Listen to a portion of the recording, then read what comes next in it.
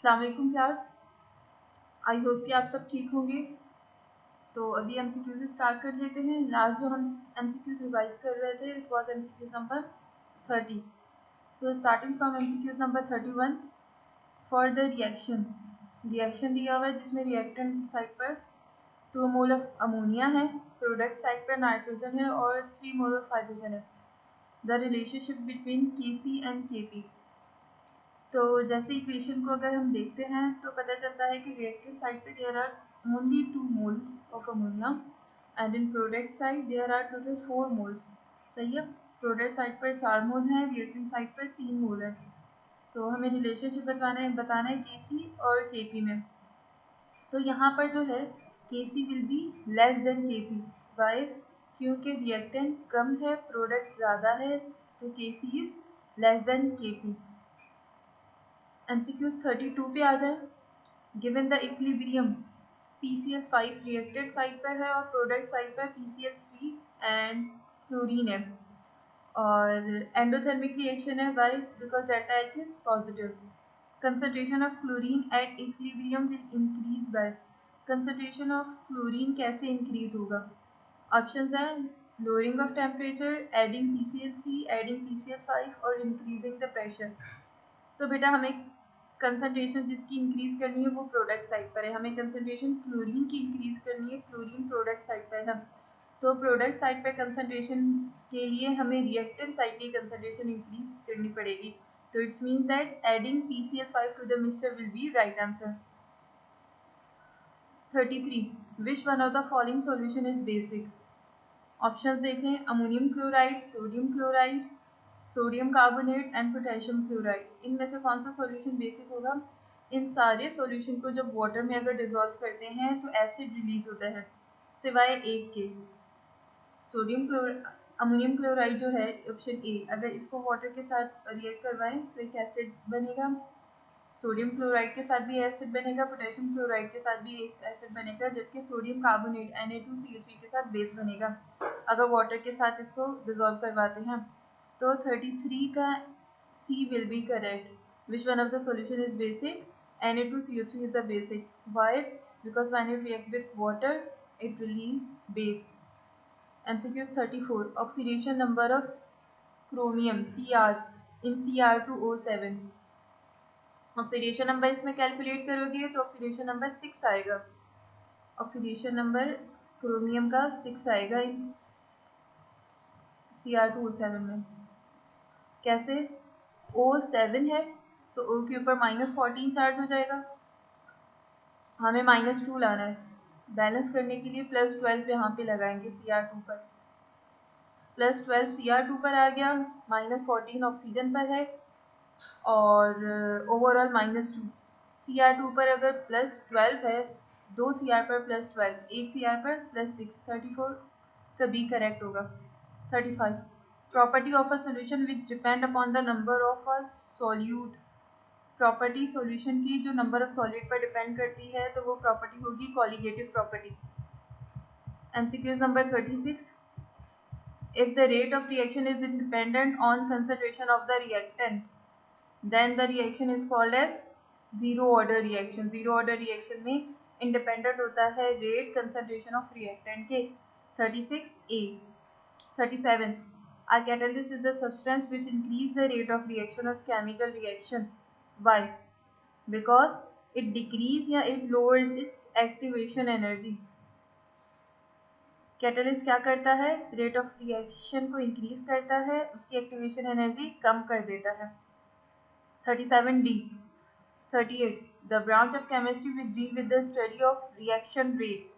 Rate of chemical reaction बेटा हम physical chemistry में पढ़ते हैं और ये फिजिकल केमिस्ट्री में और क्या पढ़ते हैं?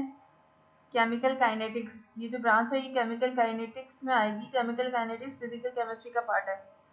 तो 38 का केमिकल काइनेटिक्स आंसर सही होगा। 38B 39 penetration power of beta particle.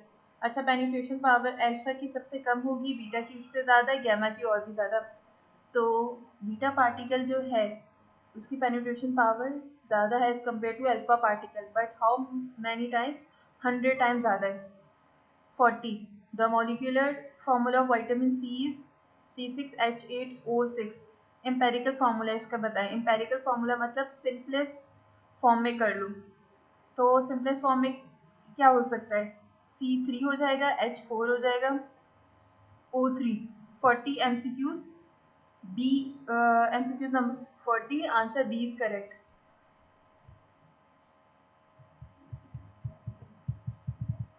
40 के बाद 41,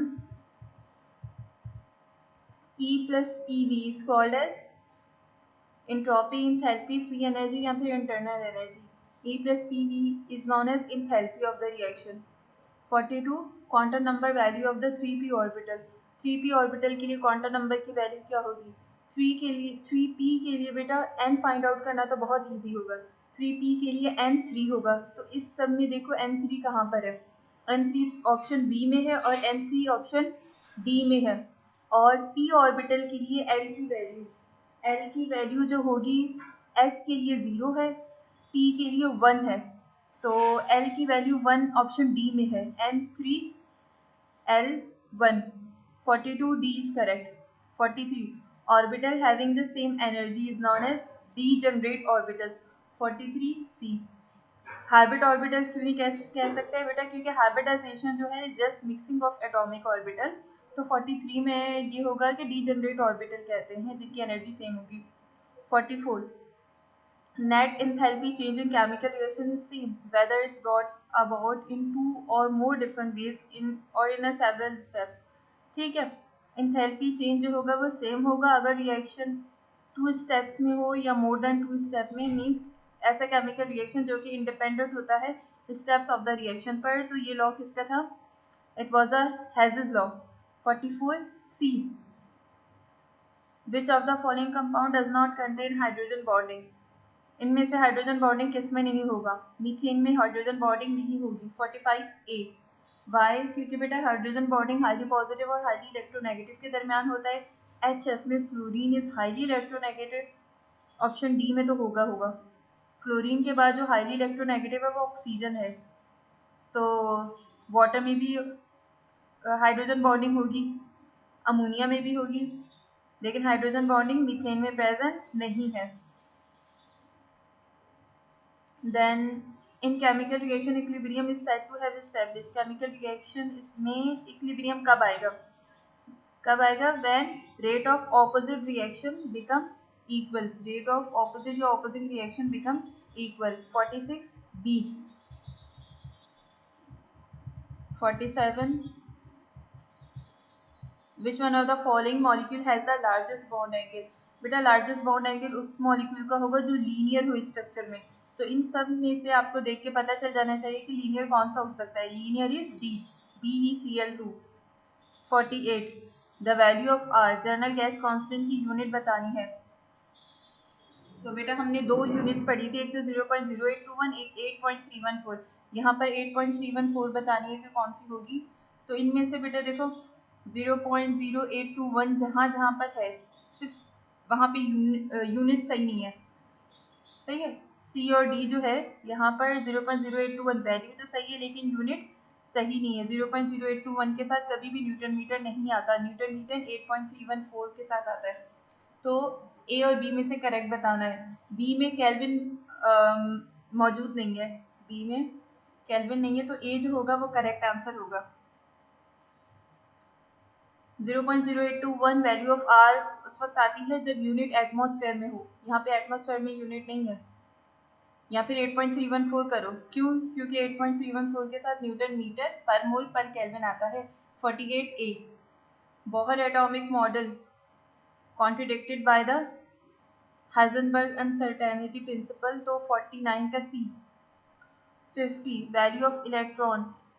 वैल्यू ऑफ इलेक्ट्रॉन नहीं बल्कि यहाँ पे पूछा गया है कि the charge to mass ratio E/m value of electron क्या होगा? E का मतलब charge of electron slash m आएगा mass of electron. Charge of electron is 1.6 exponential -19 को डिवाइड करवाओगे मास ऑफ इलेक्ट्रॉन से 9.1 एक्सपोनेंशियल -28 से, तो ए आंसर जो आएगा करेक्ट आएगा। ए के साथ इसकी यूनिट होगी कूलम्स पर ग्राम। 58 ए 50 ए 51 the reaction which involve both oxidation and reduction, वो होगा ऑक्सीडेशन रिडॉक्स रिएक्शन। 51 में क्या होगा, ऐसा केमिकल रिएक्शन जिसमें ऑक्सीडेशन और रिडक्शन दोनों हो तो redox reaction.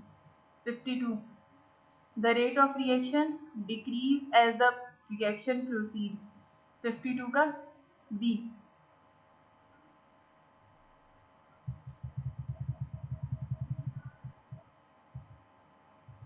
53 for gaseous system the value of Kp and Kc are same.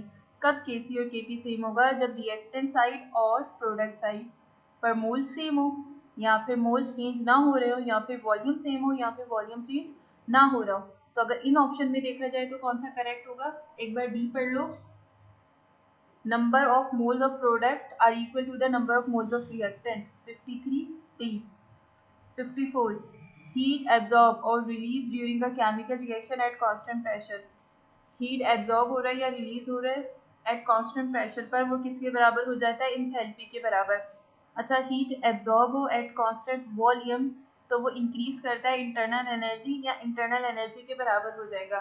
और अगर कांस्टेंट प्रेशर की बात हो जाए तो फिर इंथैल्पी या फिर एच के बराबर होगा। 54 B. 55 which of the following molecule has two bonds.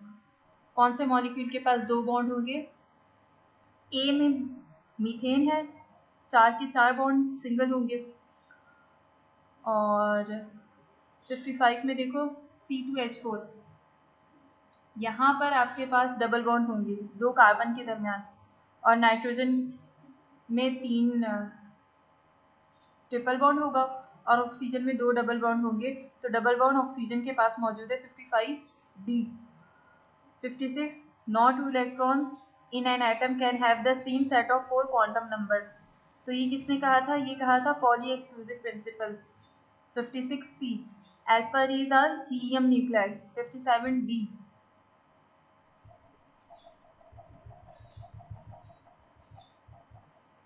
58 surface tension of liquid is independent on amount of a liquid। Surface tension का डिटेल में बताया गया है कि टेम्परेचर जो होता है वो सरफेस टेंशन को कम करता है, तो टेम्परेचर पर भी डिपेंड करता है, इंटरमोलिकुलर फोर्सेस पर, नेचर पर भी, अमाउंट पर नहीं करता डिपेंड। उसके बाद tendency of a liquid to cling together. Liquid molecules या कोई भी मॉलिक्यूल्स अगर एक दूसरे से चिपके हुए हों या उनके साथ अट्रैक्शन हो तो उस अट्रैक्शन को या फोर्सेस को कहा जाएगा कोहेसिव फोर्सेस। तो 58 B. 59 the number of waves travel per 1 centimetre distance is known as. Number of waves बताना है तो नंबर ऑफ वेव्स क्या होगा, वेव नंबर, सही है। 60 at STP 0.1 mole of a gas occupies. 1 mole जो होता है, सिर्फ 1 मोल का वॉल्यूम होगा 22.4 dm³, लेकिन यहाँ पर 0.1 मोल की बात की जा रही है, तो यहाँ पर अब वॉल्यूम हो जाएगा 2.24 dm³। 61 1 centimetre cube equals to how many decimetre cube. 1 decimetre cube में 1000 सेंटीमीटर क्यूब होते हैं, लेकिन यहाँ पे 1 डेसीमीटर क्यूब की बात नहीं हो रही, यहाँ पे बात हो रही है 1 सेंटीमीटर क्यूब की, तो एक्सपोनेंशियल -3 डेसीमीटर क्यूब होंगे 1 सेंटीमीटर क्यूब में। 61 A capillary action of a liquid is due to the surface tension. 62 B. Then आ जाए 63 पर, if pressure of a gas confined in a vessel varies the temperature remaining the same the volume will be। क्या कह रहे हैं कि अगर pressure change करें, टेम्परेचर कांस्टेंट हो और वॉल्यूम, मींस प्रेशर का इफेक्ट बताना है वॉल्यूम पर, इन्वर्सली होता है, सही है। वॉल्यूम और प्रेशर जो होते हैं इन्वर्सली होते हैं, प्रेशर इंक्रीज करोगे वॉल्यूम कम होगा, वॉल्यूम इंक्रीज करोगे प्रेशर कम होगा, तो इसका आंसर क्या होगा, देखो इन्वर्सली कहाँ पे लिखा हुआ है, वेरी इन्वर्सली एज प्रेशर। 63 सी होगा। 64 the existence of a different crystal form of a same substance है, different crystalline structure में आ रहा है तो इसको कहा जाएगा polymorphism। 64 B the number of 5 significant figures, इसमें बताना है कि 5 significant figures कहाँ पर होंगे, तो बाकी सारे ऑप्शंस में देखो, एक बार बी देख लो, बी में 5 से ज़्यादा सिग्निफिकेंट है, 3 और 2 दोनों जो है सिग्निफिकेंट है, इन दोनों के दरमियान के ज़ीरो जो होंगे वो भी सिग्निफिकेंट हो जाएंगे। तो ऑप्शन नंबर बी में 6 सिग्निफिकेंट है, सी में 1 सिग्निफिकेंट है, डी में ओनली 3 सिग्निफिकेंस है। तो ए में है, ए में 5 सिग्निफिकेंट है, 65 ए 66। While considering the significant figure simplify this. तो आपने इसको सिंपली प्लस करना है, फिर उसको राउंड ऑफ करना है, राउंड ऑफ करके आंसर बताना है। तो ये आपका राउंड ऑफ होके बनेगा option number D. Then empirical formula of the compound क्या होता है? सिंपलेस्ट रेशियो ऑफ एलिमेंट होता है प्रेजेंट इन फॉर्मूला। तो एम्पेरिकल फॉर्मूला का यहाँ पे देखो कौन सा आंसर होना चाहिए। Indicates the simplest ratio of atom, 67D, sorry 67C। अब 68, 100 gram of water is equals to dash moles. 100 gram of water में कितने मोल्स होंगे? ग्राम को मॉलिक्यूलर मास से डिवाइड करवाओगे तो मोल्स आ जाएंगे। 100 ग्राम में डिवाइड करो मॉलिक्यूलर मास ऑफ वाटर से, मॉलिक्यूलर मास ऑफ वाटर हो जाएगा 18, 100 डिवाइडेड बाई 18, तो आंसर होगा 5.56, 68A। Then colour has the shortest wavelength, shortest wavelength violet colour की होगी, वॉयलेट कलर की शॉर्टेस्ट वेवलेंथ होता है और हाईली एनर्जाइज होते हैं। 70, energy of quantum number of radiation is directly proportional to the, energy is directly proportional किसकी होती है? फ्रीक्वेंसी की होती है। Energy is directly proportional to the frequency and inversely proportional to the wavelength. यहाँ पे पूछा हुआ डायरेक्टली है तो हम फ्रीक्वेंसी लिखेंगे। आज के लिए एमसीक्यूज काफ़ी थे, एक बार मैंने बता दिए, एक बार आप खुद पढ़ लीजिएगा। आई थिंक कि आपको अब समझ आ गए होंगे क्योंकि ये हमारा सेकेंड टाइम रिवीजन हो रहा है। नेक्स्ट क्लास के लिए अल्लाह हाफिज़।